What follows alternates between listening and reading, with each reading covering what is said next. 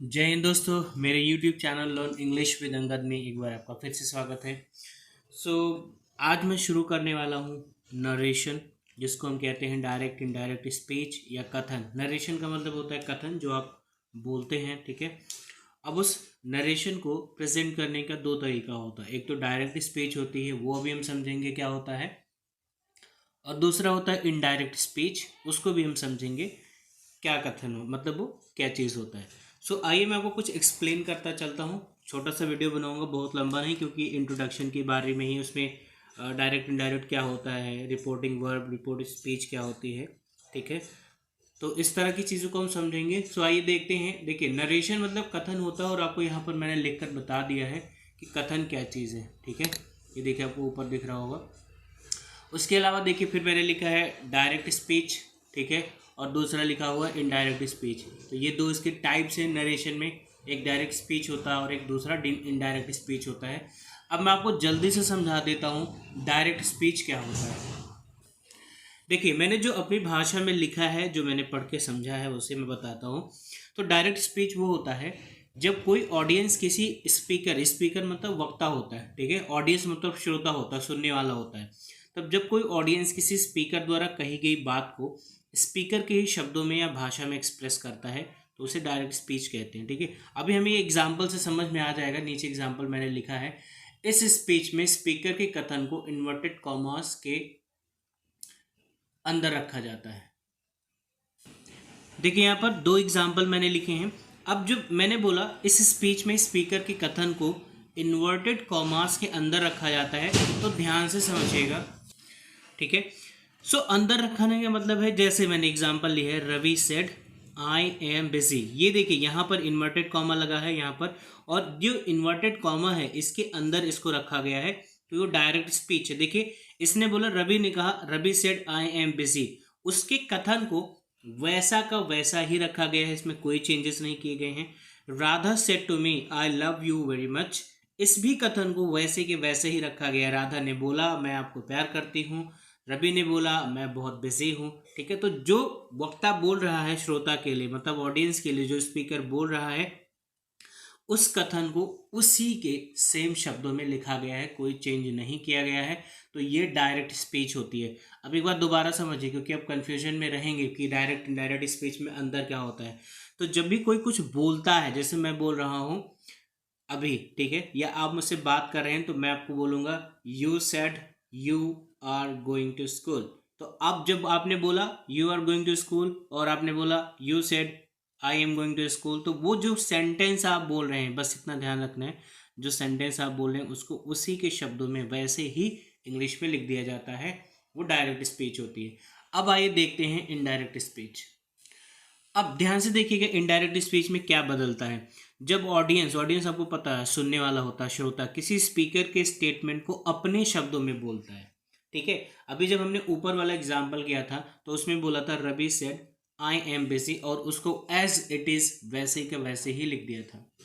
देखिए, एकदम ऊपर लिखा हुआ होगा, Ravi said I am busy, तो वो डायरेक्ट स्पीच का कथन था, और उसको हमने वैसे ही लिख दिया था। लेकिन जब हम इनडायरेक्ट कर रहे हैं, जब ऑडियंस किसी स्पीकर के स्टेटमेंट को अपने शब्दों में व्यक्त करता है, एक्सप्रेस करता है, उसे इनडायरेक्ट स्पीच कहते हैं। इनडायरेक्ट स्पीच हमेशा इनडायरेक्ट स्पीच में इन्वर्टेड कॉमास को हटा दिया जाता है। तो देखिए, अगर यहाँ पर आप ध्यान से देखिए, तो आई एम बिजी में इन्वर्टेड कॉमा लगा हुआ है यहाँ पर और यहाँ पर, ठीक है। लेकिन वही चीज़ अगर हम आपको यहाँ पर दिखाते हैं, एकदम लास्ट वाली लाइन में, यहाँ पर देखिए, दिख रहा होगा आपको, अभी दोनों सेंटेंस दिख रहे होंगे। तो जो लास्ट में ये लाइनें लिखी हुई हैं, Ravi said that he was busy. अब यहाँ पर जो इन्वर्टेड कॉमा आना चाहिए था, सेम एग्जाम्पल ऊपर लिखा था, सेम मैंने यहाँ पर लिखा है, ताकि आपको समझ में आसानी से आ जाए। तो जो वहाँ पर इन्वर्टेड कॉमा था, उसको यहाँ पर हटा दिया गया है। ये इनडायरेक्ट स्पीच हो गई। मतलब जो बोल रहा था वक्ता, उसकी भाषा में उसकी सेंटेंस को वैसे ही लिखना डायरेक्ट स्पीच है। जब हम उसी के कथन को अपनी भाषा में लिखेंगे, तब वो बदल जाएगा, मतलब अपने शब्दों में जब लिखेंगे तो बदल जाएगा। तो इसमें देखिए, इन्वर्टेड कॉमर्स कहीं नहीं आ रहे हैं। राधा, थोड़ा सा एन लग रहा है, बट डी एच ए है, मैं सही कर लूंगा। Radha told me that she loved me very much. अब ऊपर वाले कथन में भी यही लिखा था, राधा सेड टू मी, देखिए यहाँ पर दिख रहा होगा, Radha said to me I love you very much, ठीक है। उसी सेंटेंस को यहाँ पर मैंने उसकी इनडायरेक्ट फॉर्म में लिखा है। सो राधा टोल्ड मी। अब ये सेड का टोल्ड कहाँ हो जाता है ये हम आगे सीखेंगे, ठीक है। ये इन्वर्टेड कॉमा कैसे हटता है वो हम आगे सीखेंगे, बट अभी केवल इतना समझना है कि इनडायरेक्ट स्पीच होती क्या है, डायरेक्ट स्पीच होती क्या है। तो जब मैंने बोला Radha told me that she loved me very much, तो देखिए यहाँ पर जो इन्वर्टेड कॉमा इस सेंटेंस में यहाँ पर लिखा हुआ था ये हट के ख़त्म हो गया और हमारा ये इनडायरेक्ट स्पीच बन गया। अब चलते हैं इसके अगले पार्ट पर कि इसमें कितने टाइप्स होते हैं। देखिए इसमें लिखा है डायरेक्ट स्पीच के दो भाग होते हैं, और आपको पता है कि दो भाग कौन कौन से होते हैं। एक होता है रिपोर्टिंग स्पीच और एक होता है रिपोर्टेड स्पीच।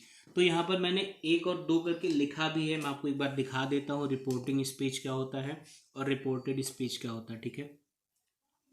तो अब ध्यान से देखिएगा, यहाँ पर जो एक एग्जाम्पल लिखा है, एग्जाम्पल के साथ ही मैंने समझा दिया है ताकि आपको ख़राब ना लगे, बहुत टाइम ज़्यादा नुकसान ना हो। रिपोर्टिंग स्पीच यहाँ पर लिखा है, ठीक है, और रिपोर्टेड स्पीच यहाँ पर लिखा है। तो जो इन्वर्टेड कॉमा के अंदर होता है उसको हमेशा रिपोर्टेड स्पीच कहते हैं, ये भी याद रखिएगा। और जो inverted comma, double inverted comma जो होता है उसके जो बाहर कथन होता है उसको रिपोर्टिंग स्पीच कहते हैं। इसमें एक वर्ब भी आती है, ये देखो यहाँ पर लिखा है वर्ब, इस वर्ब को रिपोर्टिंग वर्ब कहते हैं, ठीक है। मतलब ये पूरा रिपोर्टिंग वर्ब नहीं होता, लेकिन ये वाला पार्ट केवल रिपोर्टिंग वर्ब होता है, ठीक है।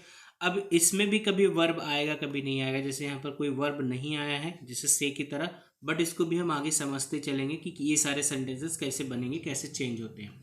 तो अब डायरेक्ट स्पीच के दो पार्ट होते हैं, एक रिपोर्टिंग स्पीच होता है, दूसरा रिपोर्टेड स्पीच होता है। रिपोर्टिंग स्पीच हमेशा इन्वर्टेड कॉमा के बाहर होगा, ठीक है, और रिपोर्टिंग स्पीच हमेशा इन्वर्टेड कॉमा के बाहर होगा। रिपोर्टेड स्पीच हमेशा इन्वर्टेड कॉमा के अंदर होता है। अब चलते हैं दोनों को समझते हैं, रिपोर्टिंग स्पीच और रिपोर्टेड स्पीच में क्या डिफरेंसेस हैं। देखिए यहाँ पर लिखा है रिपोर्टिंग स्पीच, डायरेक्ट स्पीच का वह भाग जो इन्वर्टेड कॉमास के बाहर रखा जाता है। बहुत ध्यान से समझिएगा, रिपोर्टिंग स्पीच लिखा है, जो अभी मैंने पहले जब एग्जांपल आपको समझाया था तो मैंने बोला था जो इन्वर्टेड कॉमास के अंदर होता है उसको रिपोर्टेड स्पीच कहते हैं, जो बाहर होता है वो रिपोर्टिंग स्पीच होता है, ये ध्यान में रखना है। तो रिपोर्टिंग स्पीच क्या होता है, यहाँ पर लिखा है देखो डबल इन्वर्टेड कॉमा और इसके बाहर वाला पार्ट, इसके अंदर अगर कुछ लिखा होगा यहाँ पर तो वो रिपोर्टेड स्पीच होगा, और अगर इसके बाहर यहाँ पर कुछ लिखा है तो अभी हम एग्जांपल देखेंगे तो आपको सारा समझ में आ जाएगा, बस इसको एक बार पढ़ लेते हैं। सो डायरेक्ट स्पीच का वह भाग जो इन्वर्टेड कॉमास के बाहर रहता है रिपोर्टिंग स्पीच कहलाता है। रिपोर्टिंग स्पीच में यूज होने वाली वर्ब को रिपोर्टिंग वर्ब कहते हैं, और प्रयुक्त होने वाले रिपोर्टर तथा ऑब्जेक्ट को प्रयुक्त होने वाले सब्जेक्ट को रिपोर्टर तथा ऑब्जेक्ट को the object of the reporting verb कहते हैं। अब एक एग्जांपल मैंने लिखा है, जो मैंने लिखा है इसको कैसे समझेंगे आसान भाषा में, ध्यान से देखिएगा। तो जो सब्जेक्ट आता है हमारी रिपोर्टिंग वर्ब में, देखिए यहाँ से यहाँ तक का पार्ट है ये रिपोर्टिंग वर्ब होता है, और ये होता है रिपोर्टेड स्पीच, ठीक है, यहाँ पर नीचे लिखा है। अब ये रिपोर्टिंग वर्ब, यहाँ पर जो वर्ब है ये रिपोर्टर है। जो सब्जेक्ट आता है यहाँ पर देखिए लिखा है प्रयुक्त सब्जेक्ट को रिपोर्टर कहते हैं, तो इसमें जो सब्जेक्ट आएगा उसको हम रिपोर्टर बोलेंगे, इसमें जो वर्ब आएगी उसे रिपोर्टिंग वर्ब बोलेंगे, और इसमें जो ऑब्जेक्ट आएगा, अभी जैसे ही सेड इसमें कोई ऑब्जेक्ट नहीं है लेकिन रिपोर्टर है और एक वर्ब है रिपोर्टिंग वर्ब, लेकिन जब इसमें सब्जेक्ट ऑब्जेक्ट दोनों आ जाएगा तो इस वाले ऑब्जेक्ट को हम बोलते हैं the object of the reporting verb. तो ये रिपोर्टिंग वर्ब पूरा पार्ट हो गया, इसमें एक ऑब्जेक्ट है तो उसका ऑब्जेक्ट हो गया, ये जो सब्जेक्ट है वो उसको हम रिपोर्टर बोलेंगे, ठीक है। सेट टू ये वर्ब हो गई तो वो उसका रिपोर्टिंग वर्ब हो जाता है। अब रिपोर्टेड स्पीच में आपको कुछ नहीं समझना है, वो जो पार्ट होता है वो कंप्लीट होता है, उसको हम केवल रिपोर्टेड स्पीच ही बोलेंगे। अब रिपोर्टेड स्पीच समझते हैं, रिपोर्टेड स्पीच क्या होता है, ठीक है, नीचे ध्यान से समझिएगा। देखिए यहाँ पर लिखा है रिपोर्टेड स्पीच, और ये दो एग्जाम्पल इसमें लिखे हैं। देखिए लिखा है रिपोर्टेड स्पीच, डायरेक्ट स्पीच का वह भाग जो इन्वर्टेड कॉमास के अंदर रहता है, आपको ये पता ही है रिपोर्टेड स्पीच कहलाता है। रिपोर्टेड स्पीच के वर्ब को verb of the reported speech भी कहते हैं। तो इसमें भी जो वर्ब आएगा उसको verb of the reported speech कहते हैं। अब ये रिपोर्टिंग करके आपको थोड़ा सा कन्फ्यूजन लगेगा, बार बार बोलने से आपको लगेगा क्या बोल रहा हूँ मैं, बट कोई बात नहीं। ये आपको एक ही बात ध्यान में देना है, इन्वर्टेड कॉमा के अंदर जो होता है उसको रिपोर्टेड स्पीच कहते हैं। रिपोर्टेड स्पीच के अलावा जो पार्ट बचता है, जो inverted comma double inverted comma के बाहर होता है, उसे रिपोर्टिंग स्पीच कहते हैं। अब उसमें क्या क्या सब्जेक्ट यूज होता है, क्या वर्ब आती है, क्या ऑब्जेक्ट आता है, ये भी मैंने अभी यहाँ पर देखिए समझाया है। ये सारा जानना ज़रूरी है, ये एग्ज़ाम में पूछा नहीं जाता है, ठीक है। बट फिलहाल अगर मैं पढ़ा रहा हूँ तो मैं आपको A to Z सारी चीज़ें बताऊँ ताकि आपको समझ में सब कुछ आ जाए। अब देखिए लिखा है she said I write a letter. यहाँ पर जो आई राइट अ लेटर है ये रिपोर्टेड स्पीच है, और इसका रिपोर्टिंग वर्ब क्या है, ये रिपोर्टिंग स्पीच, ये वाला ग्रीन वाला पार्ट देखिए, दोनों को मैंने अलग अलग लिखा है। Let us go to school, Ravi said. Let us go to school, अब ये क्या है, ये रिपोर्टेड स्पीच है, रवि सेड। अब देखिए यहाँ पर ये पहले आ रहा है, यहाँ पर ये बाद में आ रहा है, इसीलिए मैंने दो अलग अलग एग्जाम्पल लिखे हैं। इसीलिए मैंने लिखे हैं ताकि आपको मैं समझा सकूं कि ये दो अलग अलग जगहों पर क्यों आ रहा है। ये ऐसे भी शुरू होकर ऐसे खत्म हो सकता है, तो हम कभी ये नहीं कह सकते आगे वाला पार्ट। हमें पहचानना ज़रूरी होगा कि जो सब्जेक्ट है उसका डबल इन्वर्टेड कॉमा के अंदर वाला वो रिपोर्टेड स्पीच है, और जो बाहर है ये देखो, ये बाहर हो गया, यहाँ पर कॉमा लगा है, यहाँ से डबल इन्वर्टेड कॉमा है। अब इसको हम कहते हैं, इसको ध्यान से समझना है, ये होता है हमारा रिपोर्टिंग स्पीच।